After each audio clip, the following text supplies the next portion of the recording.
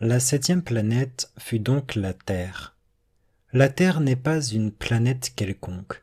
On y compte 111 rois, en n'oubliant pas, bien sûr, les rois nègres, 7000 géographes, 900 000 businessmen, 7 millions et demi d'ivrognes, 311 millions de vaniteux, c'est-à-dire environ 2 milliards de grandes personnes.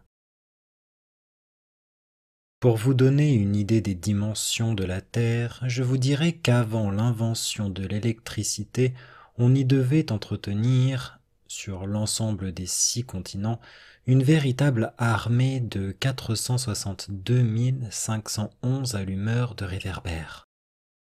Vu d'un peu loin, ça faisait un effet splendide. Les mouvements de cette armée étaient réglés comme ceux d'un ballet d'opéra.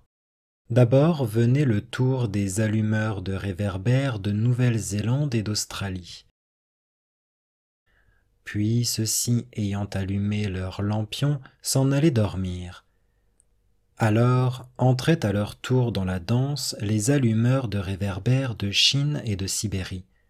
Puis eux aussi s'escamotaient dans les coulisses.